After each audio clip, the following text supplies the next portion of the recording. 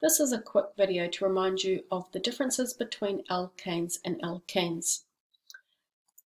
They're both considered to be hydrocarbons, and that means that they have carbon and hydrogen atoms in their molecules only. There's no oxygens or nitrogens.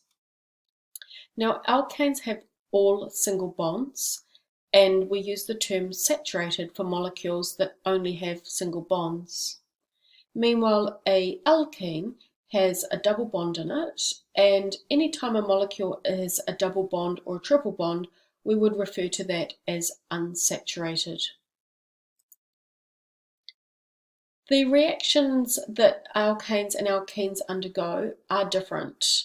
The reactions that alkenes undergo are called substitution reactions, and that is when one atom gets replaced by a different atom, while addition reactions involve the double bond breaking and two atoms bonding onto those carbons. Let's have a closer look.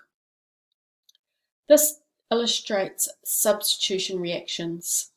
So what is happening here is one of the hydrogen atoms, which is represented here by a white ball, is being replaced. It comes off, and one of these bromine atoms is going on. So one atom has been replaced by the bromine atoms. Because you've got the hydrogen coming off, it will join with one of those bromines, and you will get an additional product, HBr.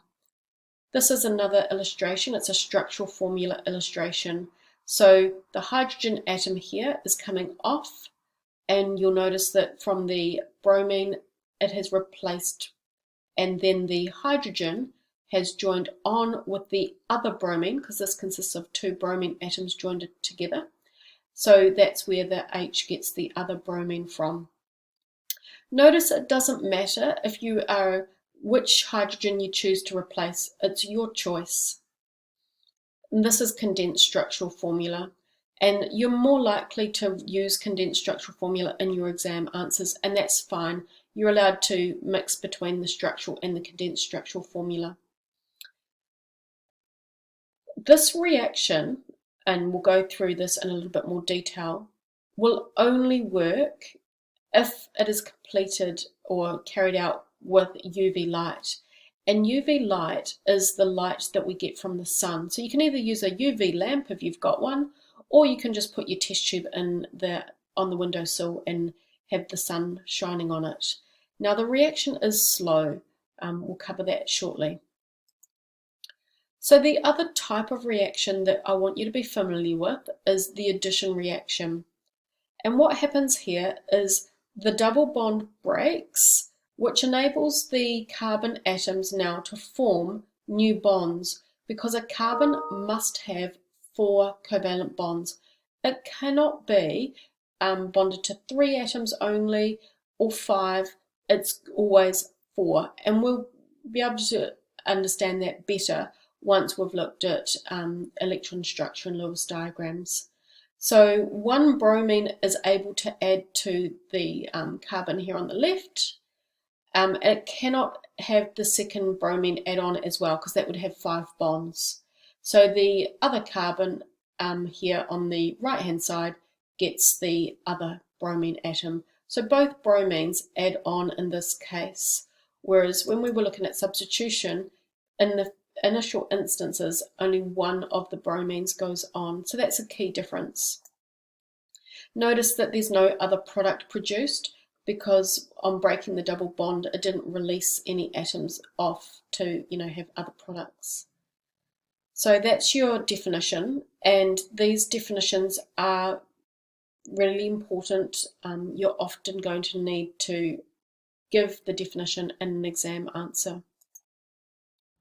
So this summarizes it together. So you've got these two side by side.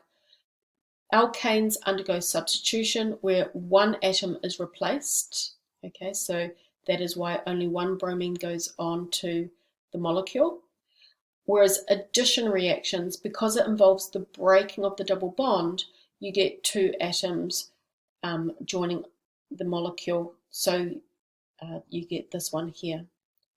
Notice that both products are haloalkanes. So this is a haloalkane. It would be 1-bromoethane, whereas that would be, it's a haloalkane, but it would be called 1,2-dibromoethane. Okay, so I hope that helps you understand the differences between the two different reaction types. Now, we can use the fact that they both react, albeit that the alkanes react incredibly slow and require UV light, whereas the alkenes react very fast, to help us distinguish between the two different functional groups. So let's have a look at this slide here.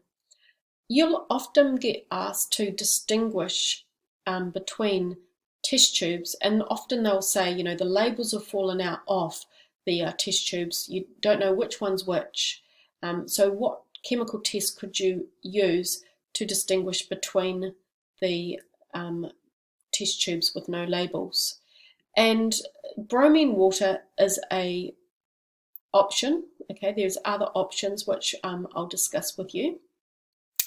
So what we need to remember is if you use bromine water on an alkane, the reaction is not immediate. Okay, there is going to be no immediate change. But if it's exposed to UV light and you're given some time, and it might even be up to 30 minutes, like it's a long time, and you just need to remember, you know, a long time, you don't need to remember specifically 10, it will eventually decolorize.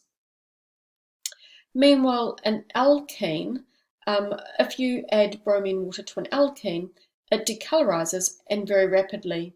So this here is a little illustration that shows a test tube with an alkene in it. It says there it's got at least one double bond.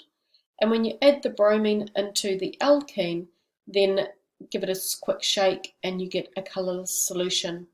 Now what this doesn't show you is there will actually be two layers as well. So when we do it in class, you'll see there's a couple of layers, and that's because the bromine water does not mix with the alkene. I'll talk to you about solubility in another slide.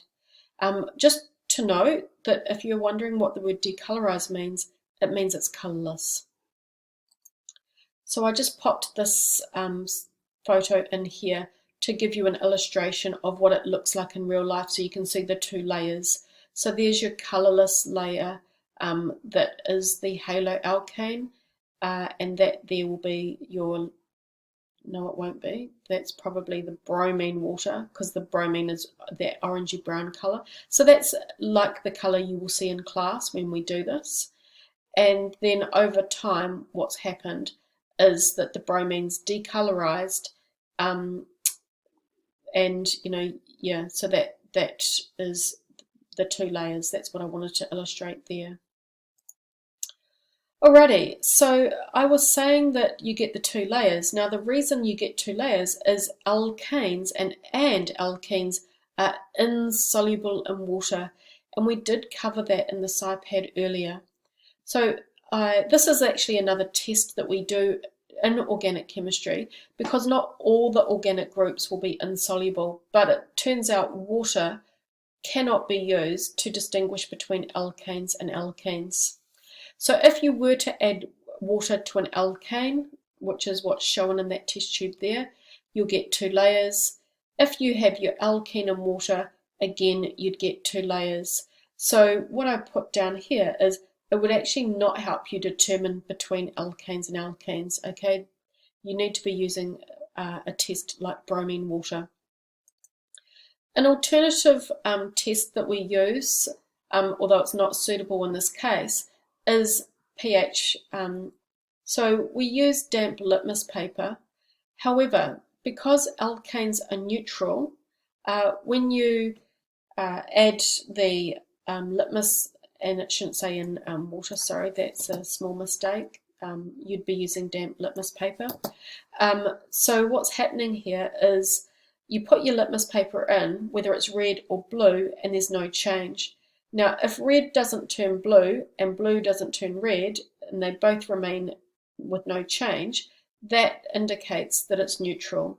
You can't just use one piece of litmus paper. You can't just put red litmus in the test solution and say, right, red didn't change, that means that it's neutral. You do need to do both colours, because a acidic solution will actually have the red litmus remain red, and a alkali solution, if you use the blue litmus, would remain blue. So you do need to use both. Now there is one final test that we can do, and it will actually help us distinguish between them, the alkane and the alkene. So this final test is to use potassium permanganate, which is a purple solution. And if you add it to the alkane, what you'll find is that there's no change. It'll remain purple, and that's important that you give that description rather than just say no change. You would actually provide a bit more detail and say that it actually remains purple. You're identifying the colour. Now, if you were to use the permanganate on an alkene, what you're going to find is it will decolorize, and the reaction's quite fast, so we'll get to do that in class. What you produce is very interesting. It produces a diol. Now, we don't need to know the mechanism for this. It's actually quite complicated on how it actually works. But what is occurring is an oxidation reaction. So the potassium permanganate is producing Mn2+ ions, manganese ions, which is why the purple colour disappears and you get this colourless solution. So this has undergone reduction, while the alkene has undergone oxidation. But you don't need a lot of detail, so we'll leave it at that there. I hope that made sense, and best of luck.